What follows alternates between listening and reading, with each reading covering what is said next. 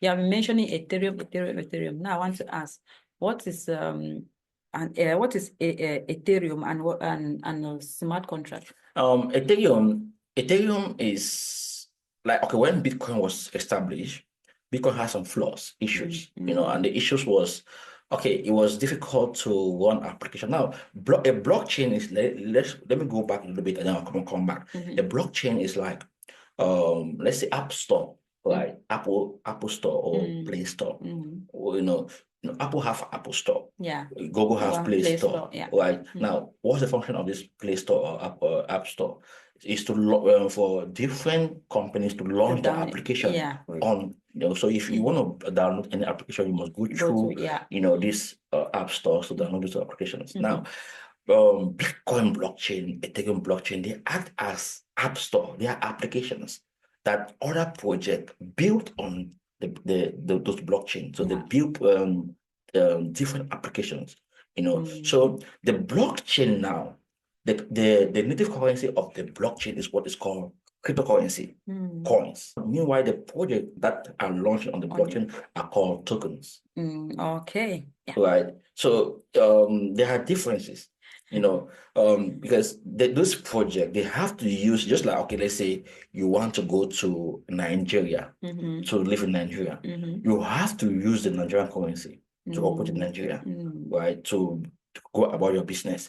Same on the blockchain. It's like an entity. Like you have to use, developers have to use the native currency or the governance currency to process transaction or to run their application on that blockchain. Okay. Right. So now with Ethereum came to solve most of the problem that Bitcoin had, the Bitcoin blockchain, had. It was difficult to scale on the Bitcoin blockchain. It was so difficult to build on the Bitcoin blockchain because the gas fee was so expensive. Gas fee is what developers pay to build on that platform. Just like people who launch their application on App Store, they pay Google and Apple some fee. Apple take about 30%, to allow application. I think maybe it's reduced to launch on, or to host on the App Store. So it's a business, right? Okay. Now the blockchain was developed to put the people who will now benefit from the blockchain. A lesser fee. Yeah, they pay a lesser fee to run application on the blockchain, but the people who benefit to make that blockchain secure are the miners. Talk about miners or validators. There are differences. Yeah. You keep getting to my question. I was about to ask, what is a token? But I don't. Have you answered that? I've always like tokens are projects that launch on blockchain, while coins or cryptocurrency are the actual governance token, governance coin or token of that blockchain. So like Bitcoin, Ether, Ethereum is the blockchain. ETH is the currency that is used on the Ethereum blockchain. Okay. Bitcoin is the blockchain. Yeah. BTC is the currency used on the Bitcoin blockchain. Just like Solana. Okay. Yes. Okay.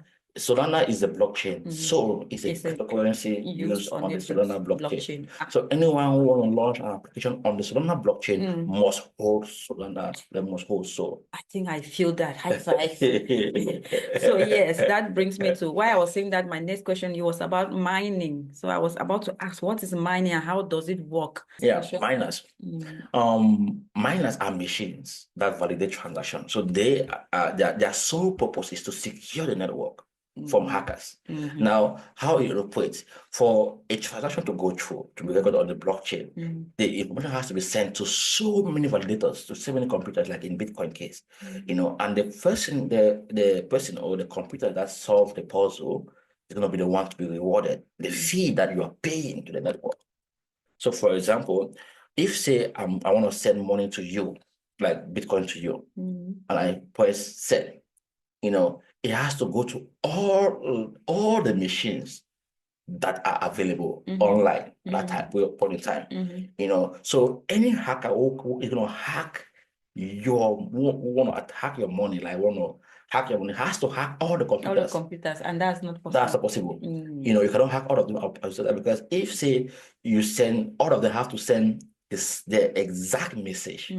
But the person who solve it first receive So the other one will come and confirm it. That's why you see, when you are doing transaction, look at it well. You see it says 4 validators, 3 validators. Like they are validating the transaction.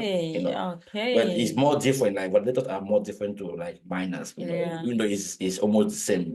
Like like, okay, I don't know if we're going to talk about proof of works, proof of proof of stake, but these are all aspect of securing the blockchain network, yeah. So miners, their sole job is to protect the cryptocurrency, to protect the blockchain from external attack like hackers. Yeah.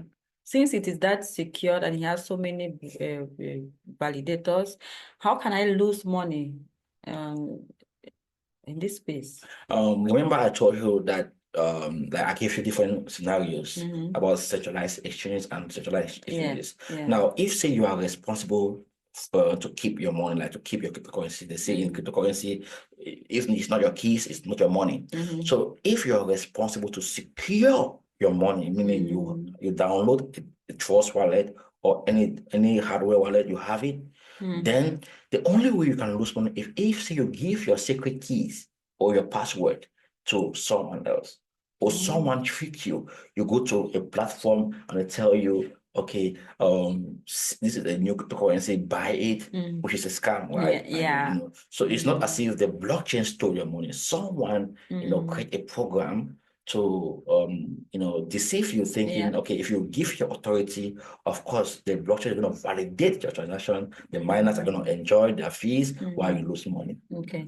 But can I also lose money if I use a wrong contract address, a wrong address for on a different blockchain? It won't even work. Yeah. Like, okay, there are multiple blockchains, right? And every blockchain has a unique contract address. And this contract address, remember I told you, it actually is like an agreement between the blockchain and you who is doing the transaction. So you're saying to the blockchain that this contract address belongs to, for example, let's say Binance blockchain, like BNB.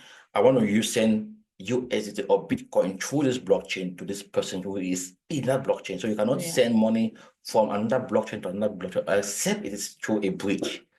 So this is another program also, or another application which is called Bridge, that you can bridge your coins from one network or one blockchain to another blockchain. Right. So just like, okay, if you want to send money to let's just use this normal scenario.